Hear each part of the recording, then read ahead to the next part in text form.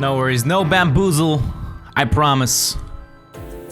How are you guys doing? Good morning, good afternoon, good evening. Welcome to the 8th episode of the Osu Coffee Hour. This episode, we're gonna be diving into the history of Osu Taiko. So welcome, thank you so much for joining us. Bit of a dry throat. Hope you guys are doing well. I did do a little bit of a bamboozle. I accidentally, wrongly put in the time in the news article on the site. So if you were bamboozled by that, I'm just gonna say April Fools. It's always a good cop out. So that's I'm aware. Yeah, it's a big mug. It's 6 a.m. so I do need a lot of my coffee. So if you're unaware what this is, we're gonna go dive into, well, we're gonna have Carter Freak and Raiden join us to go over the history of Osu Taiko. And after that, we're gonna be diving into the live drawings for the Taiko World Cup 2018. So that'll be coming up after this. So if you're here for that, that'll be about an hour-ish, a little bit less than an hour. Let me get these guys in here. Hello, Mr. Carter Freak and Mr. Raiden. How are you guys doing? Doing good. Yourself? Doing pretty good. Waking up. What time is it for you, Carter Freak? Because you're Canadian, right? It's 9:14 right now. So a little bit later than you're at right now. Okay, you're like in the possibility sphere of being awake at 9. All right. How are you doing, Raiden? Hello there. I'm doing quite fine. If it wasn't for a little sore throat, but I'm fine. I'm really. Everyone is sick. Carter, you were sick? Oh, I was so sick yesterday. You have no idea. So if anything, it was good that we kind of postponed it, because it was kind of shaky as to if you would be able to hang out. Yeah, everyone would be hearing more coughing than they would about the history of Taiko. It would have been terrible. And we wouldn't be able to drink coffee. Yo, so let's start with you, Carter. Tell us a little bit about your history with Taiko, when you started, what got you started, what got you into Osu in the first place, kind of your journey throughout. Okay, so when I first started, I actually wasn't into the Taiko stuff. I was more into like the standard game mode, because I came in from Elite Beat Agents, and I learned about Taiko basically about 4 months after I started playing. Okay. Watching a player named Fion play with Flashlight, which really impressed me at the time. Right. So as it would in any game mode. Yeah. So I'm like, I gotta learn how to do this. Started learning how to play Taiko in kind of unorthodox way. We'll talk about that a little later. And well, here I am today. It's been a interesting ride so far. Because what year was that? That was 2012. 2012. Okay. All right. Yeah. So kind of like the usual way that people get into other game modes. I feel generally people start out with standard and then kind of float over into other modes after trying it out. What's your journey been community wise? Just the stuff you've done. So I got into the BAT. I was one of the first Taiko BAT. That was like 2013, if I remember correctly. Okay. And from there, I was just doing kind of like general staff things. I was helping out with commentary for Taiko World Cups. I was doing the OS Weekly for a little while. Okay. And then I kind of lost interest in the staff-related stuff and just kind of did the more playing thing after that. The playing thing? Yeah, you know, playing the game. Who does that? What the hell? But yeah, I kind of get out of the staff stuff as much. I was still GMT. I was like moderating Taiko channel and whatnot, but that was about it. All right. Okay. And now you're largely still playing? Semi-actively. Semi-actively. I'm only going to be playing in the Taiko World Cup again, you know. Yeah. Okay. So I was Raiden. Both of these guys are going to be playing in the Taiko World Cup, funnily enough. Yeah, Raiden, how about you? When did you start? What's your journey been so far? Yeah, just like you said, I originally started in standard in 2013, I think. Okay. And in late 2014, I I randomly decided to filter by country, and I saw a carry, which was one of the top players by then. I spectated him, and I was like, "Oh, this looks cool. This looks cool. Let's try to play it." And that's how did that go? That's basically how it went. Okay, all right. I think it's always so intimidating to start something else, like another game mode, because generally the first couple of hours, it's like, how does this even? Because your brain doesn't have the connection, right, to play. I've been playing a lot of different game modes over the past few weeks, so it's always interesting to me how people get started on the other modes, especially once you start out with standard. Community-wise, how did you go through? Yeah, what was your journey community-wise? It was actually the journey from the community-wise was basically, at first I just interacted with my Spanish companions. Right. And then on June 2015, I think it was, I started getting interested into mapping. And then I basically no-lived an entire summer modding. Oh damn! And okay. Basically, I think I did more than 100 mods in 2 months. Okay. And yeah, just from nothing. Yeah, basically. And on October 2015, I became nominated. Okay. And I was nominated until October 2017. Basically 2 years, exact 2 years, I think. Okay. And then I was promoted to the QET. Okay. And that's what you still do to this very day. Basically. Okay. It's funny how 2012 sounds so recent, at least in my ears, but that's 6 years ago. So it does. Both of you, you guys have been playing for 5 and 6 years respectively, which is a long time. Okay. All right. So that's the guy's history, if you were wondering. Our layout for today, in terms of how we're gonna go over things a little bit, we'll start out with the mode's history itself, how it came to be, because initially it might be a meme that it's a mini game, but it started out as a mini game, so there is some truth to that. Then going into the mapping development, because that's always an interesting journey, how you go from, well, a mini game and how, because you got to make standards for how that works, what is acceptable, and then that develops over time. Couple of tournaments stuff, largely World Cups, because I don't think there's a very large community scene, right, in terms of... apart from Last Man Standing, I think there are no really big tournaments. Like Last Man Standing, Don Cat, a couple of smaller tournaments that were held. Not a whole lot of community tournaments, unfortunately. Okay. All right. So, let's start at the beginning, or the genesis, early 2009.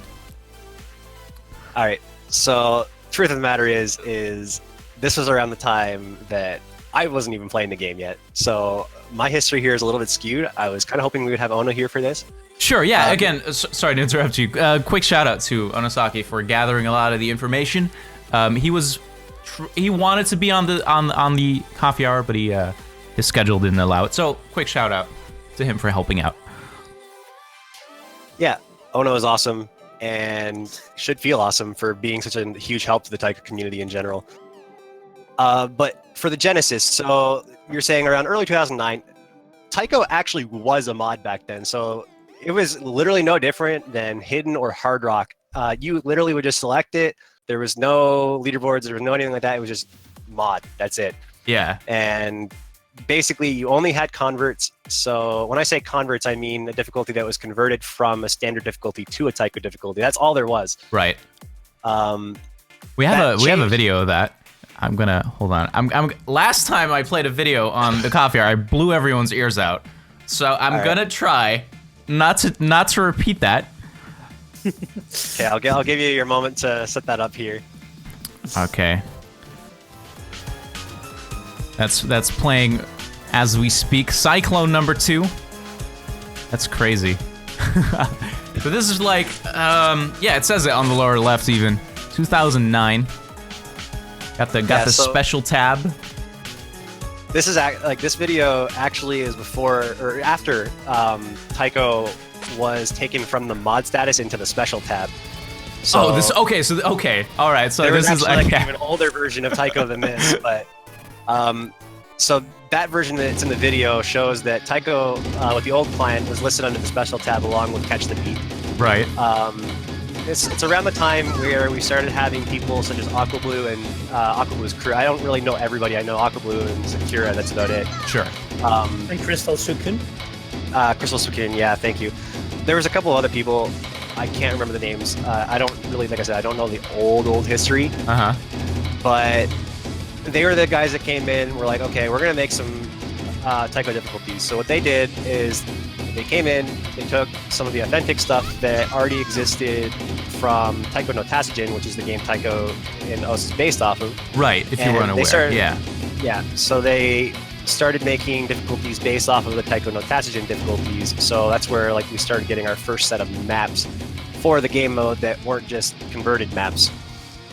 And it definitely helped for players getting into the game. I remember, this is a little bit later on, but I remember when I first started getting in, I actually ended up playing a lot of the maps that were done by Aquablue and like Code. They're just He's because kind of they like were the only maps available. grandfather of mapping for Taiko. Yeah, like the great granddaddy of Taiko right there. you got to respect Aquablue and Code. They did a lot for the game. How does it? If you watch like the really old stuff, what goes through your mind? Is it like this is so easy, or this is like, I don't know, because when you for standard, I know that if you look at really old stuff, it's like, how did people ever play this? I remember with the like old Elite Beat Agent skins and stuff like that for standard. That was great. Yeah.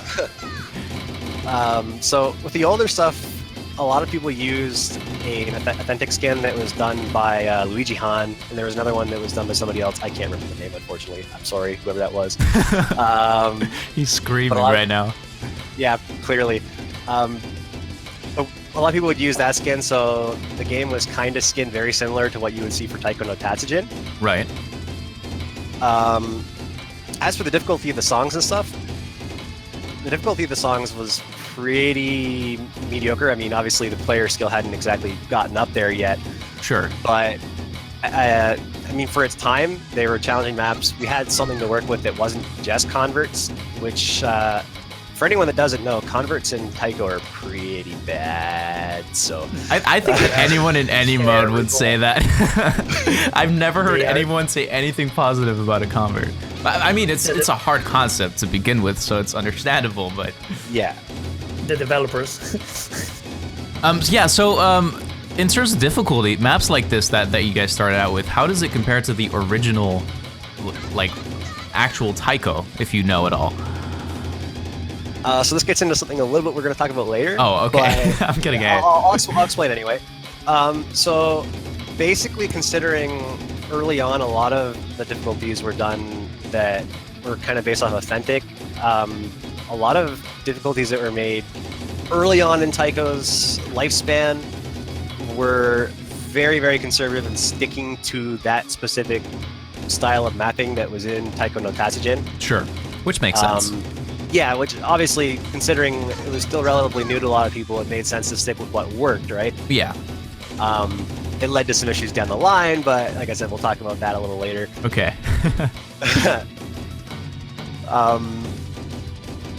So, what else is it you wanted to know in particular about that? Well, we're finishing up the video. I'm largely watching the end here. Wow, Cyclone was pretty good, honestly. I didn't even realize, but all right. Yeah, I was watching it without sound.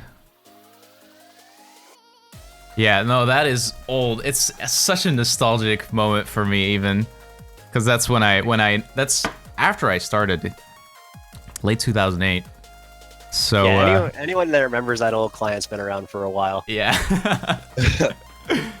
Okay, so initially started out as a mod. How did people map for it back then? How did that work? It actually hasn't really changed a whole lot since then, except for a couple of things.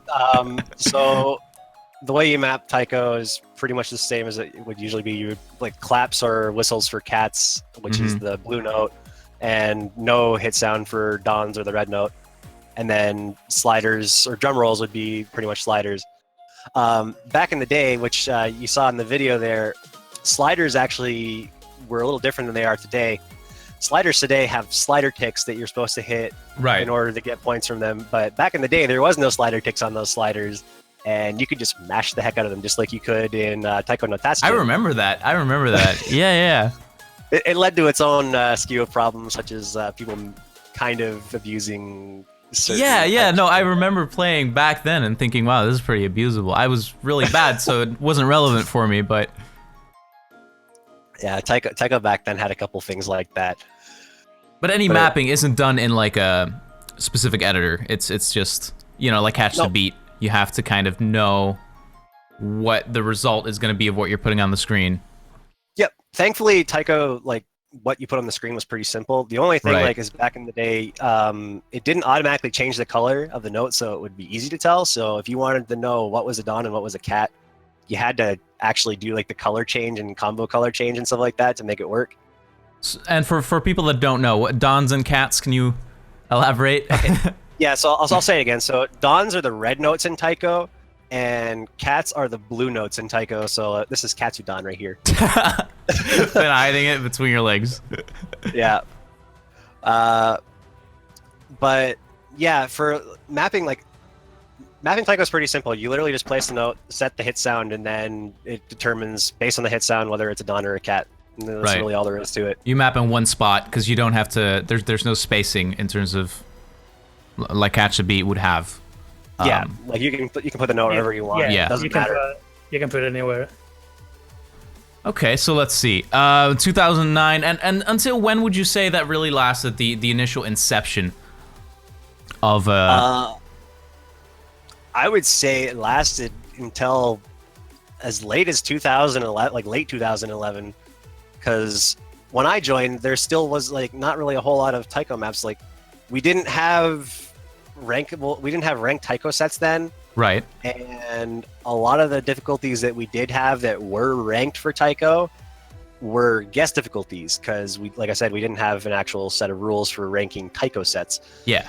So you would see like 1 or 2 difficulties in a map set that were Taiko difficulties, and they were usually significantly harder than what most people could play, because the people that were coming in and playing are usually people that had already played Taiko before. Oh, okay, so it was really hard to get into because there was no difficulty that you could start out at comfortably. Yeah, unless you knew somebody that was like already into Taiko and had like a link to all the Aqua Blue and Zakira and all those maps. Right. If you and Crystal Suicune, if you didn't have links to those maps, you were pretty much only playing converts. And I'm gonna be honest with you, like converts did not teach you how to play Taiko. Yeah, they just flat out don't. Yeah, because there's no meta to it, or any thought specifically that follows the general guidelines as to how things are done. You'll understand this better than anybody. So you know how in standard, a lot of the hit sounding is literally just you have claps on the upbeat, so it'd be like 1 clap, 2 clap, kind of thing, right? Sure. Okay, yeah, that's literally all. Every time that you would hear a clap, that's a cat. So all you would ever have is like dun dun dun dun cat, dun dun dun dun cat, and it's just like you wouldn't have any other patterns anywhere. It would always be the same patterns. Because they use that to convert it. Yeah, so you would basically learn no patterns at all, and it would make it really hard to actually learn how to play. And then you play a proper difficulty, and you're like, what even is this? Yeah, exactly. And what made it even worse is when it comes to converting the maps, slider velocity is actually what affects how fast the notes scroll in Taiko. Okay. Whereas in standard, that's not the case. In standard, you have the sliders be like longer or shorter based on the slider velocity, and the approach rate would change how fast the notes would come in. Right. So considering approach rate does nothing in Taiko, and slider velocity kind of had a lot of changes and stuff, sometimes you'd have notes that would just go zoom right across the screen because it was like there'd be a '2 slider velocity somewhere in there. I like the visualization there. Okay, so that's when 2011 is where we're at in the timeline. That's when the first Taiko World Cup rolled around. by Lepidopodus. I'm not. That's a hard name to say. Lepidopodus. Yes. Lepidopodus. Okay. Lepidopodus. How did that go? Again, this is a little bit before my time, so Sure. I don't know a whole lot about that. I do know that back then there wasn't enough people that were actually taking part, so the countries were actually allowed to combine, right? So you were back cool. then, like in the original tournaments, you had people that were playing from, like, say, the United States that they were from the United States and they were playing for, like, the United Kingdom or something like that. Oh, it's not even like geographically. Yeah, close, it wasn't even whatever you just wanted. like, who wants to play? You know, it doesn't really matter. Which is how you start out. I mean, that makes sense. Yeah, and I think it was mostly back then we had a lot of Japanese players, so we had like 2 Japanese teams, 2 Taiwanese teams, 2 Hong Kong teams. A lot of the teams that are actually still strong today that had a lot of players back then. Yeah. Yeah, because the main player base for Taiko is Japanese, right? Because that's where the game originated. Yeah. Mhm. Okay, so then 2012 rolls around, called the Golden Age. Why is it called the Golden Age? I'm assuming it's because it turned into a proper mode. So I didn't name that, but The historians did that. so this is around when I arrived. Okay, so like 2011, I was still playing standard, and then 2012, I'm like, ooh, this Taiko mode looks fun, so let's play this. So this is around the time that, like, we started getting a lot of change happening in the community. We started getting a lot more mappers for the mode. We started getting people that were making a lot more guest difficulties for sets. Some big changes that happened were we finally got our own text channel. So for anyone that doesn't know this, that wasn't around way back when, there was no hashtag Taiko or hashtag CTB back in early 2012. Right. This didn't get implemented until later. We used to have video games. That was the channel. That was the channel that you would get sent to if you talked about Taiko or Catch the Beat in OS. Stop It's like, talking about mini games. Go to hashtag video games. Yeah, pretty Please. much. It was pretty great. So you had, like, Pretty I'm great in brand new Taiko hindsight. I player. can imagine that being super frustrating at the time. So like I'm brand new Taiko player. Just to give an example here, brand new Taiko player. Hey, anyone here play Taiko in OS chat? Go to video games. Go to video games, and you're like, hey, anyone here play Taiko? And then back then it was literally just all CTV players that sat in there. Like, nobody plays that dead game mode. Go away. Like, this is our chat. Leave us alone. That's so sad. So everyone was kind of just shoved aside. Wow, it was hard. That's like overcoming like the hardest obstacle in life, I feel, getting into Taiko in 2012 or before. It seems like everything was against you. Yeah, everything at that point was still pretty much in its infancy in Yeah. terms of Taiko. We didn't really have a whole lot back then, and the mode still hadn't really developed to what it is today, of course. Sure. But I gotta say, it was definitely awesome when we finally got that channel, because we ended up fighting for it quite a bit. We're like, okay, we got to have some place to talk about this game, right? Like, it's part of OS. There's got to be some place to have some kind of conversation about it. Did that coincide with it turning into a properly recognized game mode? I do believe that in a sense it did kind of coincide a little bit. It got implemented around the same time that the Taiko World Cup ended up happening. So sure, okay. It kind of gave people the place to talk about the Taiko World Cup without flooding OS, I guess, is the best way to describe it. Right. So it kind of it was a really good timing for it to happen. Yeah, everyone had a little independence party. Yeah.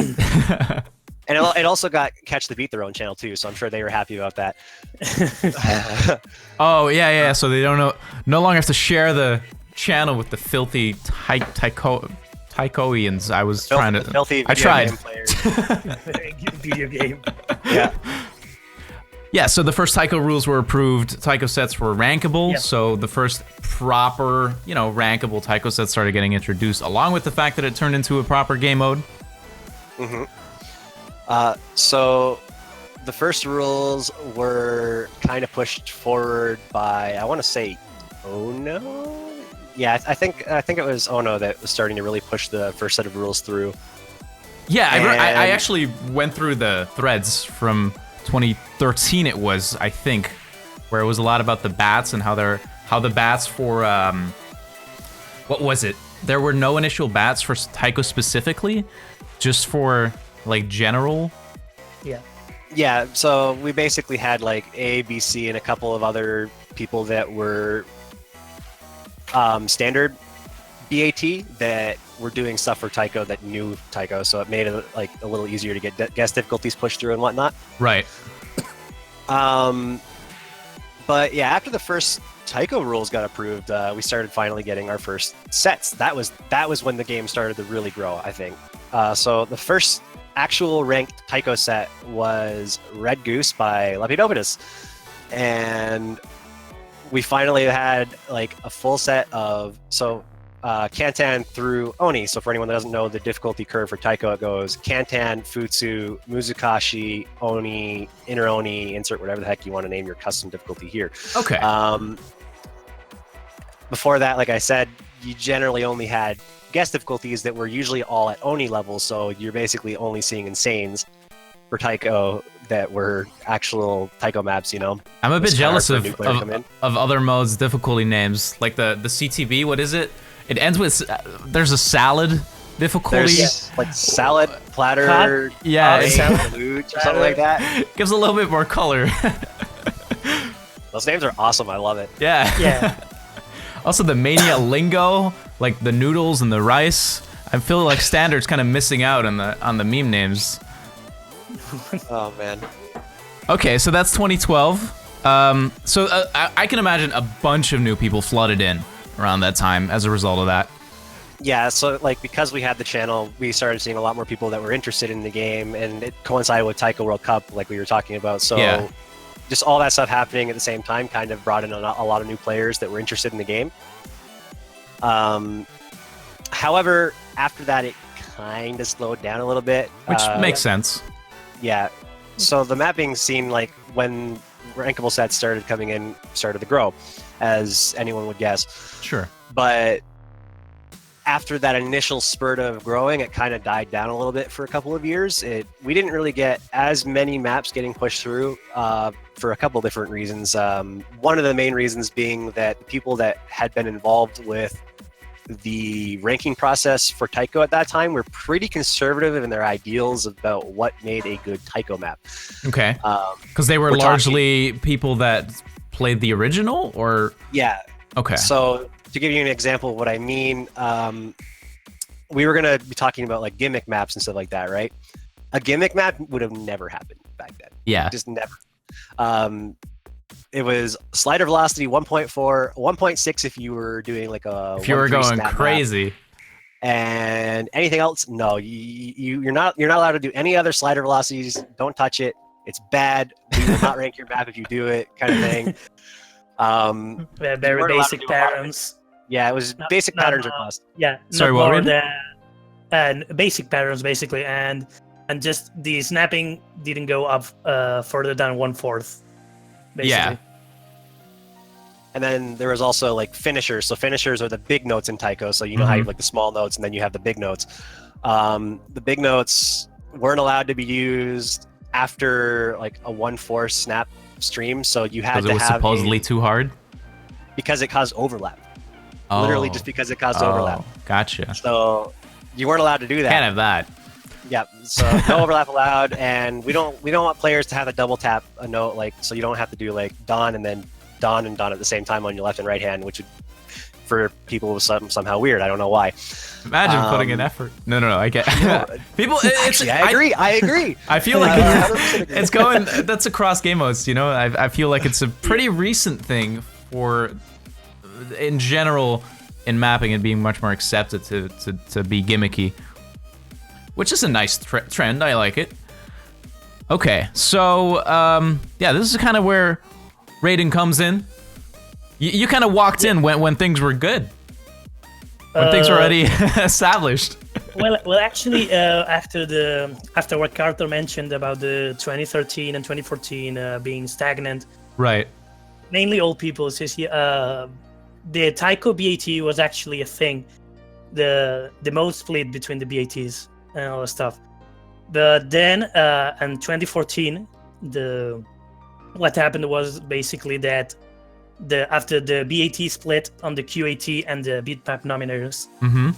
As a side note, the bitmap nominators at the beginning had the same issue, so to speak, as the BATs. They were not mode specific. So the QATs, the QAT members of the original QAT members for Taiko were Onosaki and Middens, MMZZ. Onosaki has really been there throughout the years. Yeah, definitely. Crazy. Okay, but here comes his devil age, like the time where he was really conservative and he really enforced stuff. Okay. Like he really enforced his view of mapping on. Gotta have that 1.4. Yeah. Can't have those finishers. Yeah. I mean, when something's starting out, you need that consistency. I feel only once that's established properly, you can kind of start deviating comfortably. Yeah, and we agree with that too. I think at the time it was definitely required, especially from the 2009 to like 2014 era, where people really didn't have any idea what the heck they were doing with mapping. To legitimize, what you're doing. Yeah. Sure. And around 2014, it got a lot better. Anyway, sorry, go ahead, Raiden. Yeah, no. As I was saying, the QAT thingy, the original QATs were Ono and Middens, and Ono basically disqualified anything that he didn't like. Okay. That's standard. No, that's literally what used to happen. Yeah. And he got in a lot of fights, of course. But wow. it all basically ended when the QET was basically stripped from his powers of checking by their own after the asymmetry fiasco, which affected basically all the modes. Can you give a little bit of context for the asymmetry fiasco? Because people might recognize that asymmetry was a situation, but well, what asymmetry was a standard map, which was slightly controversial. It was fun. I like the song too. Yeah, let's leave it to slightly controversial. Yeah, and it was continuously disqualified due to apparently subjective issues presented by the QAT. And the fifth DQ, I think it was a ton. It was so many. Yeah, it kept getting ranked or like approved. I don't remember what it was back then, but then disqualified, qualified, and disqualified. Like a million times. Yeah, and the community just outraged a bit, and Peppy basically just showed up and put his basically fist down. Yeah, he did Peppy things. We'll just leave it at that. We just leave it. He did Peppy things, and then right afterwards, Locked Up created a thread to report bitmaps. And basically, the QET's job now was just to check those reports. Right, rather than go out of their way to check every single thing that's got qualified. Exactly. Sure. I mean, the QET could still do that, but they had to report it like any normal user. Right. So if you're for another QET member to check that. Can you give for people that might not be too familiar with mapping, what's a BN, what's a QAT, just in a short summary, so people have a little bit of context. Okay, bitmap nominators are basically the group that is in charge of sending the maps to rank. They have 2 nominations. I mean, when the map has received enough modding and is good to go to ranked, it receives a nomination from bitmap nominator 1. And then right afterwards, the nominator 2, because every map now requires 2 nominations. This is a modding B2, of course. And it goes to qualified. Check. Yeah, and it goes to qualified for approximately 7 days, depending on the backlog of the qualified page. And basically, if anyone of the community finds an issue with the map, they can mod the map. They can like write in the thread that, hey, this is wrong. This shouldn't be here. Yeah. Or the timing is wrong or whatever. And they report the map, and then the QET checks the report. Is it valid? If so, they disqualify the map and give time to the mapper to discuss things or to fix or anything. If it's not, it is checked as well, but it's you can just shrug it off and say it's not valid because it's too subjective, or the mapper already responded correctly, Right. following the card count and all the shit. And the QAT basically has evolved from checking maps actively to just responding to whatever gets reported as which reactively. I can't imagine the workload that it used to be, especially. So I feel like it's a logical progression. Pretty much. Okay. TNA, which is a taiko specific thing, I think. I might be wrong. It is. Okay. I'll leave this one all already. This is all him. This is all him. I feel like I opened a can of worms, but yeah. Ono's going to hate me so much. But yeah, okay. TNA was basically if you put the flowchart above, it will be much easier to understand. The flowchart of the mapping. Yeah, the TNA. Sure. I think, okay. Let me pull that up. The flowchart. It's pretty easy, really. If you just so basically every Thursday, I think it was, or depending on the mood of the BBAM nominators. No, that's not the chart. I think it's the TNA. Oh, the flowchart. The flowchart. The flowchart. I can pull it up, that but would have been a good thing to show a little earlier, actually, when we were talking about the activity. We'll just show it at the end, I guess. Yeah. It was really hard to because it was so much information. I'll put it up, but it's really hard to see, even with a white background. Here, I'll upsize it a little bit. I guess it was a little hard to see. Oh, I cannot oh my god, yeah. I cannot read anything. Do you want me to take it down? Okay. It's good with full screen. It's good with full screen. Without that, you're having trouble. Okay. Anyway, so the TNA was basically created with very good intentions because the BNG the time was really stagnant. People weren't really sure that they were going to receive a check. Sure. There were only 8 BBAM nominators in total for taiko. Only 8, and they were not the most active. Let's just leave it at that. Right. So yeah, what the initiative Onosaki had was like to create some sort of association, and get the volunteers in, and when every Thursday they would open a queue and take I think it was 2 or 3 maps. But in order to request a map, you had to mod other 3 maps, either 3 maps or 1 map from the special list. I'll get to the special list later. Okay. So yeah. Okay. So you were fast enough. If you were fast enough to catch the queue, you were then the map was then taken and revised by, I think it was 2 members of the BBAM nominators. And if the map was deemed good enough, like to nominate without too much checking, sure, it was accepted. If it was not, it was maybe not good enough. So that was to kind of speed up the amount of maps that went through. Yeah. Right. And the map, as I was saying earlier, would be sent to the special list. Okay. Yeah, the rejected map. So basically the special list. That's it was. I don't ask funny. me. I just funny name. Like the special list was just the idea, I guess, of like, this is a map that's like higher priority because it's been checked once already. Yeah. So let's like get this thing finished and ranked. I think that was the general idea, and it's why if you checked one of those maps, then they would check one of your maps instead of having to check 3 maps. Exactly. Okay. So anyway, so the flowchart is actually pretty easy to understand. You mod 3 maps or 1 special, and every week, if you are fast enough, because now to talk about it, that was one of the flaws. If you are fast enough, you request is good enough, you get it modded and nominated. Okay. If not, it gets put on the special list, and so on. And that was a cycle. Okay. Okay, so now we go to the bad part, the downsides. Okay, the first and most important problem was what I was mentioning, that you had to be fast, because when the queue opened, it was like 2 maps or 3. Yeah. And it would close in 1 minute. So basically, people with a life, people with normal lives, couldn't really rank anything unless they got external. I mean, we're help. talking Osu players here.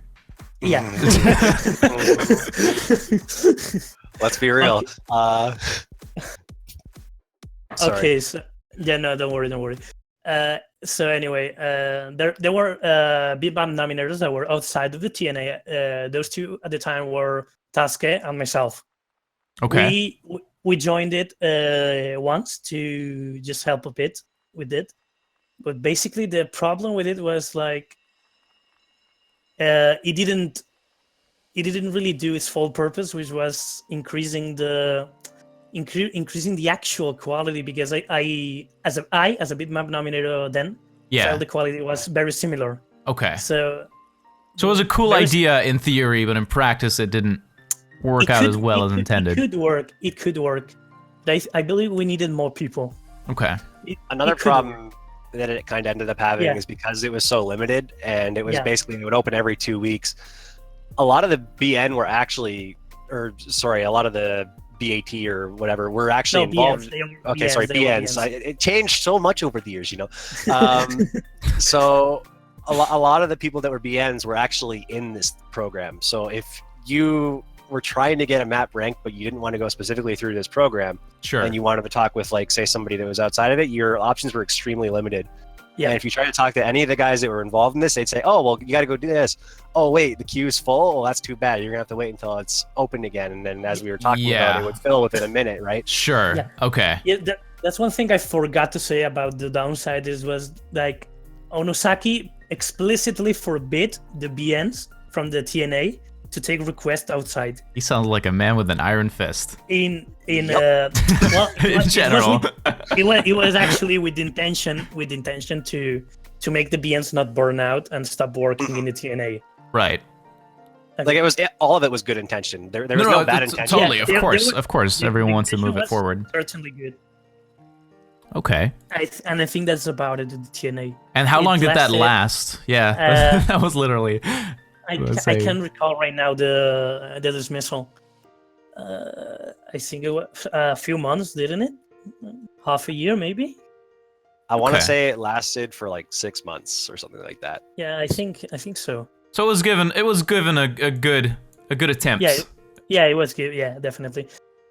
I think it eventually turned into like a lack of interest in the actual program itself, and people just started doing their own thing. I don't think people liked that you couldn't go and mod stuff outside of the program. So anything that's very limited tends to initially it's exciting, and then it kind of, once you realize how restrictive stuff is. Yeah. Okay, so we're at the end of 2015. So the whole TNA was brought into existence kind of to combat the stagnation of players, or purely the map quality? No. It was to cope with the very little bitmap nominators that there were. Right. Okay. Because we barely got any.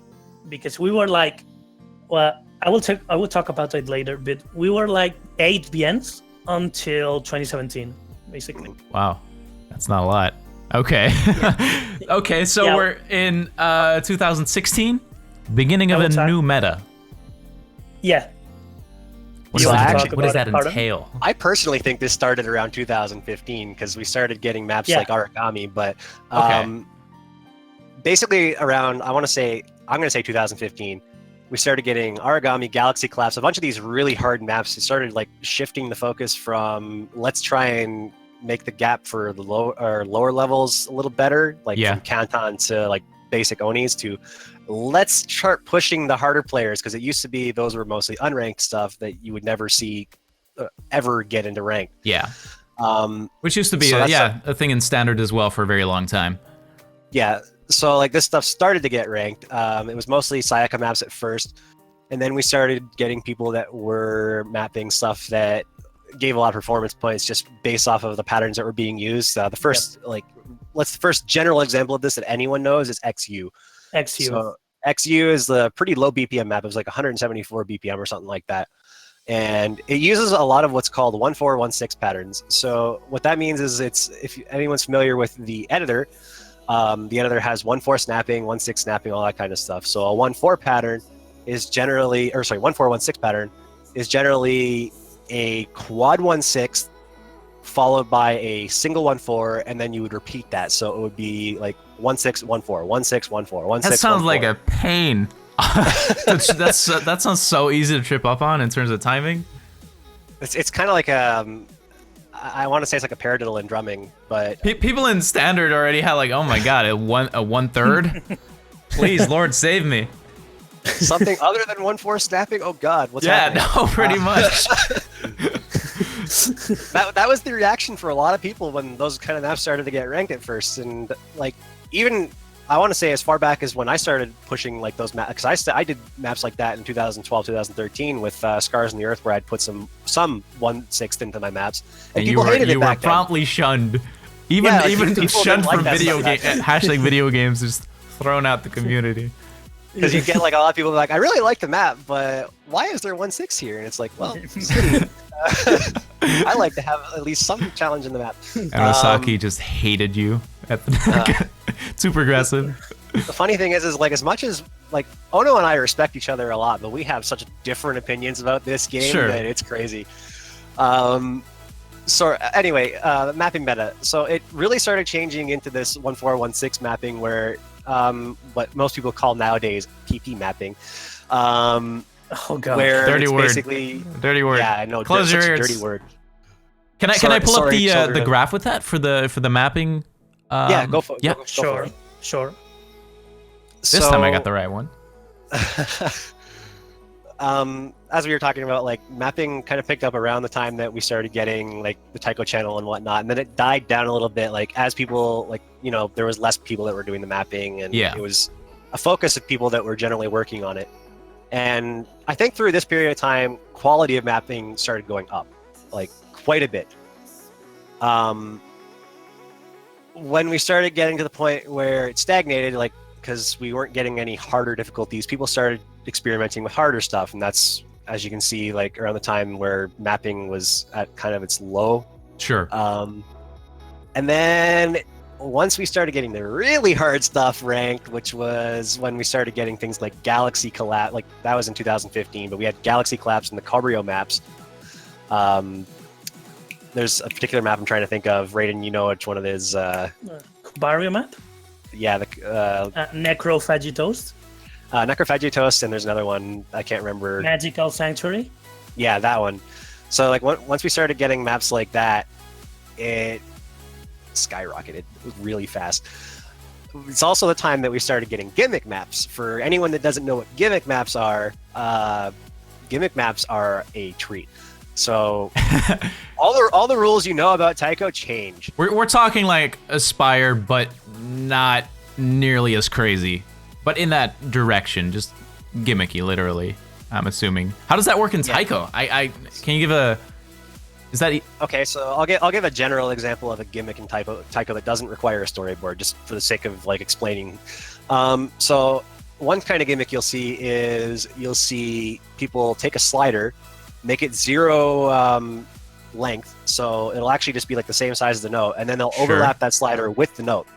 Okay. And sliders appear over top of notes, so it'll actually hide the color of the note. Oh. And what you'll see people do That's is interesting. Like sometimes you'll have a section where it's like all of the cats are hidden behind these sliders. Does that make it literally unreadable unless you check the editor, or is that something you can tell based on the flow of the map?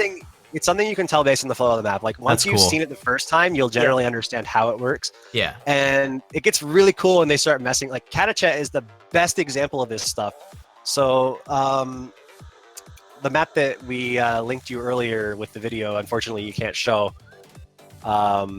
Perfect mech class. Yeah, Cerno's perfect max class. Is it okay if I link it in OS Live, or can I even do that? I don't think I can. I'm gonna try. Okay, I got deleted, but I tried. Basically, it shows a lot of the different gimmicks that started be shown. The slider one was pretty common, where you would have like dawns hidden behind, and then it would flip it, and it would be cats that were hidden behind these slider notes.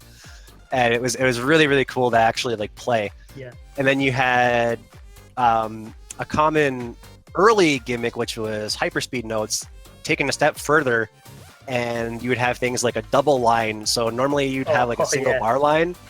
What this mapper would do is they would put a double bar line where there would be a hidden note. So you would have sections where it would be like Don Don double line, and there's no actual note visible there, but there is a note there. It was always the same note every time. It would always be like a Don or a cat finisher or something like that, and it would be great. Listen, Those maps just were listening to the fun. exclamation hurts my brain. Yeah. You can explain the 0 BPM notes. Those are actually very good too. Oh yeah, so 0 BPM notes are quite literally what they sound like. They are notes that are set at 0 BPM. What ends up happening when you set 0 BPM notes in taiko is the notes go right on top of the hit area, and they don't move. They just stay there for the entire map until you actually get to the point where you hit them. Oh no! So that sounds so weird. In cool readable use scenarios of this, you would have some kind of part in the map that would kind of give you an idea of what's going to happen later. Yeah. So like you'd have a repeating pattern that would happen during a certain section where it'd be like really simple Don cat, like at 1-2 snap, and this would repeat, and like the third time that comes up, there'll be nothing that you see on the screen. Okay. But you have to hit those like on the 0 BPM. That's always really interesting how mappers implement the flow to be able to determine how the gimmick is going to be played. Yeah, for sure. There was a lot of fun stuff that got introduced in that year. We do have to move stuff along a little bit. Just got told about the time. We're a little bit behind schedule. We're talking a lot longer than I expected. Hence why, which is good. Okay, so second half of so this is kind of up until now the last little part. Second huge wave of new people. What do you think is the reason behind that? Was there any particular event? I guess this one is on me. Yeah, I kind of quit for a bit during this time. So if we're talking about 2017, we are. Yes.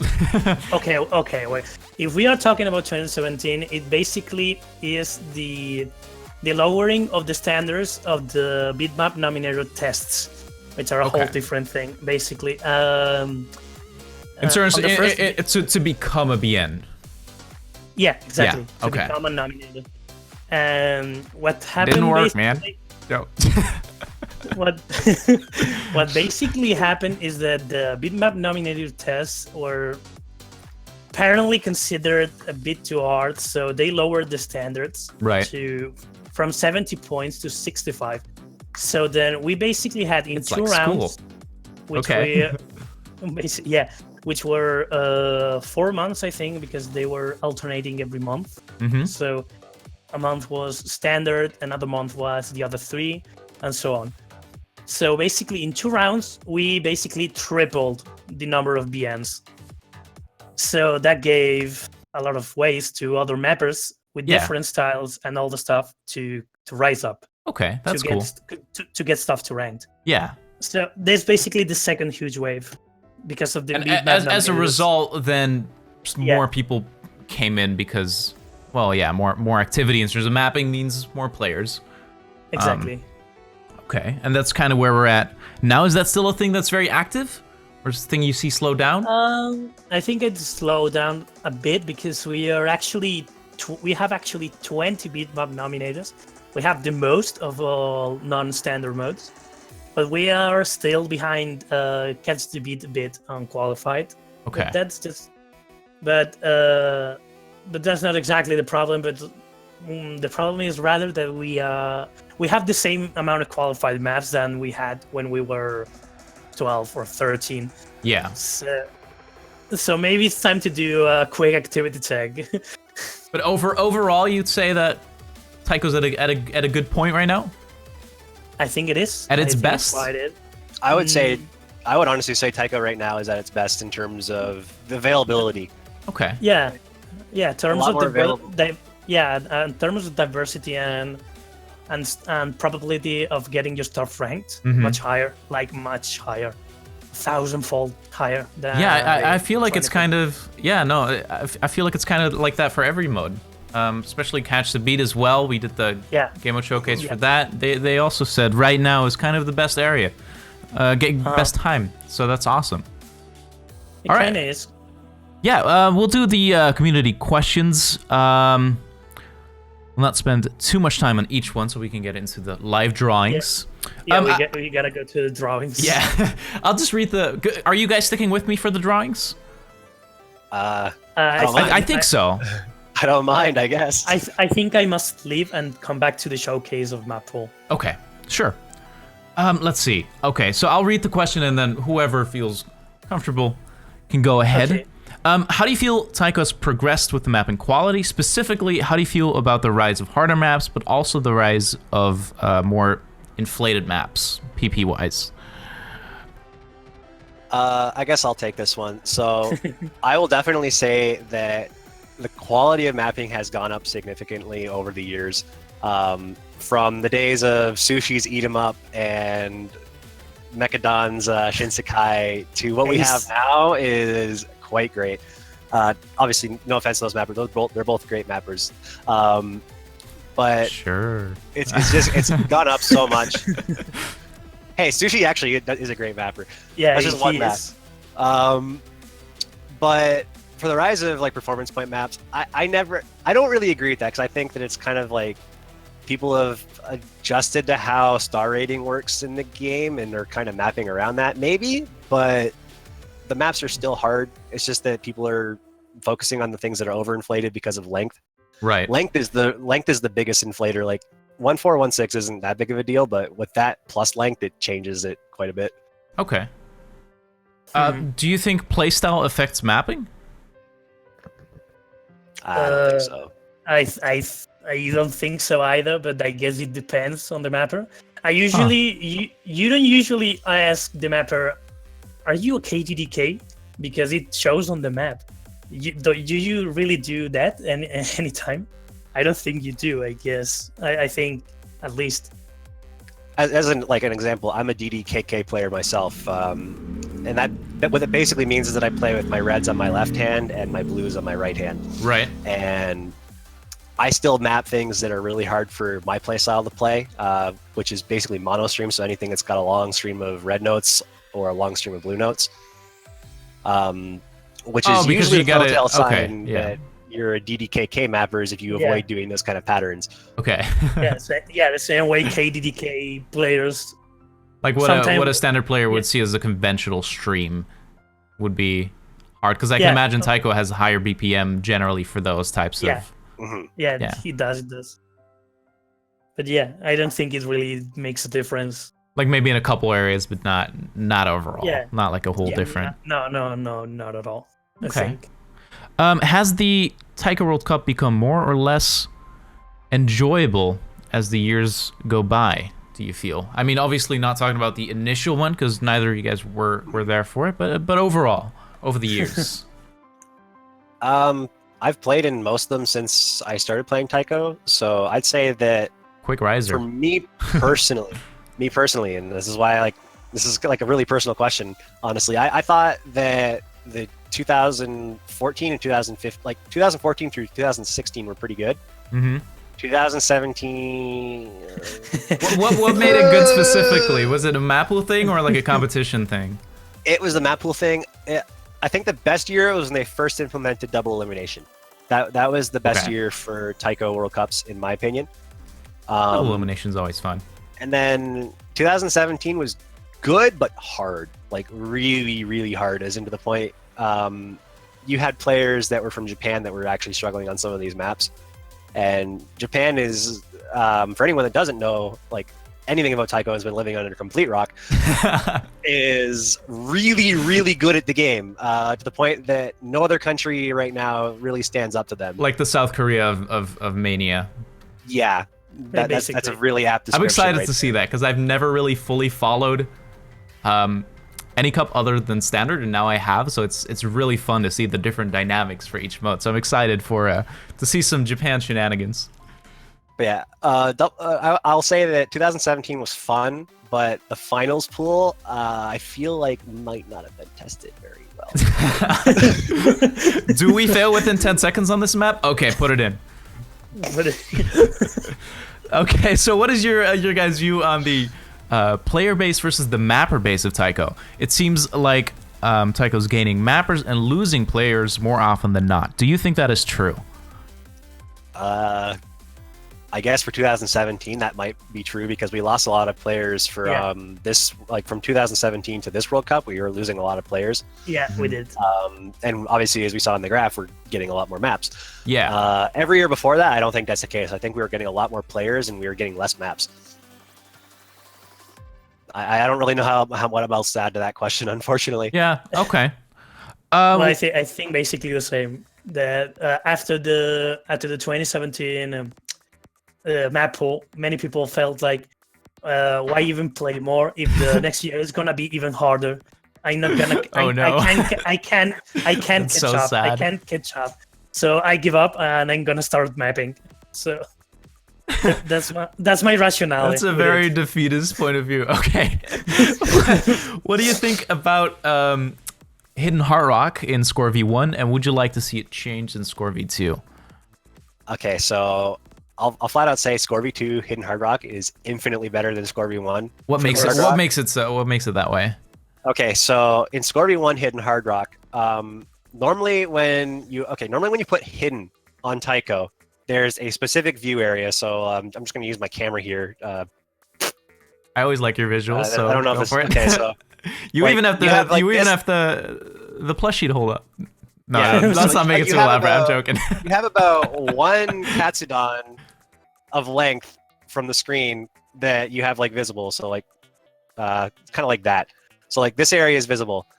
It gets cut in half right when you apply Hard Rock. It's like Flashlight and Mania, kind of. Yeah. The thing is like it's really weird because it doesn't really make a whole lot of sense that Hard Rock makes hidden harder. Exactly. It already increases the scroll speed. Okay. So it's already naturally harder, but it also cuts the area in half. So it basically gives you like a fifth of a second to recognize what color the node is with Score V1. Whereas in Score V2, it doesn't change the area that you see. It actually stays the same as if it was just hidden. Right. So in Score V2, it's significantly easier to read, and it still applies the same challenge that you'd get from Hard Rock, which I think is a lot better. Okay. Would you say you agree with that, Raiden? I definitely do. I mean, I never tried to play Hidden Hard Rock because of this. Because, as Carol said, it just makes it basically impossible to recognize the node unless you have very fast eyes or very good memory. Or 144 hertz monitor, am I right? Even with 144 hertz monitor, it doesn't really help. Because people think it fixes everything. I know, right? I actually have an old thread in the suggestions forum from like 2014 bringing up this exact issue. Like, make Hidden Hard Rock the same as Hidden, please, like for the view area. Okay, have there been any redefining moments in Taiko history that greatly affected either the playing or the mapping scene? Hyperdash in Osu Catch is one of the things that really changed that scene. As Taiko, well, you mentioned the slider change as an example. Yeah, earlier. Yes, so you can't mash sliders anymore, which changed the scoring system pretty much entirely. I think there was like a score wipe when that happened. And then oh wow, there was also the gimmick map stuff. Yeah. The gimmick map stuff was pretty cool because you get into all the really fun slider velocity stuff and all the other cool things you can do with the editor that unfortunately some of them are going away in laser, but yeah, I think those are the biggest. And in Score V2, man, because in Score V2, missing spinners or sliders counts as a miss. So in Score V2, like those gimmick maps are actually possible. Mm-hmm. Okay, gotcha. All right. Do we want to do the last one? Please share your thoughts on Taikonator and Mocha. I guess let's do. Okay, so for people that are unaware, let me pull it up. This is the best mascot right here. Okay? the only one needed. This one I know we're out of time. I just really quickly want to hear what you guys have to say about it because it's such a meme. Here, I put Taikonator up, and first.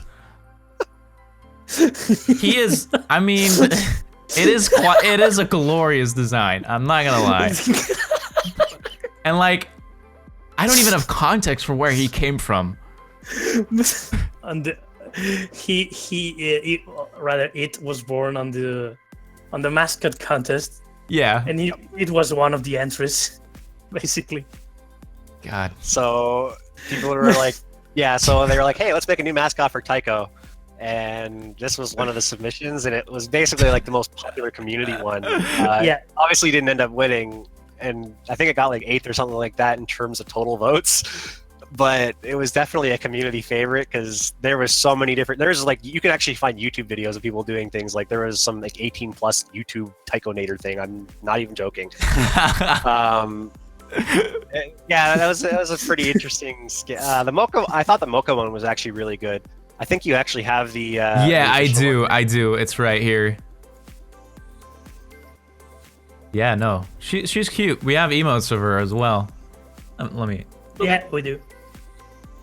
Yeah, so it's not the original drawing. That's the the finalized design, I'm guessing. So that one there, I really did like that. I thought that was one of the better ones. I voted for that and 2 others that were really good. Yeah, me too. I mean, it's no taikonator, but you know. Yeah, and it's also no Pippidon. I mean, what are you gonna do without Pippidon? Come on, I still have Pippidon, man. If I recall correctly, some of the designers wanted to do something with the Kiai, or she would like stick out a taikonator or something. Okay, I mean, but I think they scrapped it. Little elaborate. Yeah, they scrapped it in the end. All right, no, I just wanted to cover that really quick. Yeah, no, we're gonna go ahead and go into the live drawings. I'm gonna say goodbye to you guys for about 5 to 10 minutes, and then we will reconvene in another voice channel. A little longer for me. I'll be back to the showcase. Sure. Okay. Stick around and enjoy them live drawings, folks. Yeah. Thank you guys so much for joining me. That was very enjoyable. Yeah, I had a great time. Thank you for inviting us. Yeah. And see you guys soon. See you around.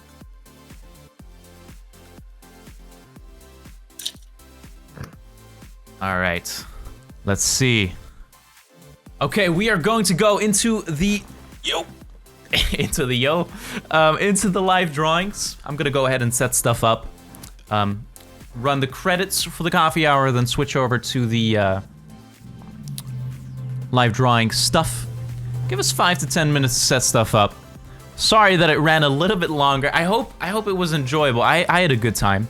I don't think it was a bad overextension in terms of time, because it was fun. So thank you guys for watching. We'll be back in about 5 to 10 minutes, guys. See you guys soon.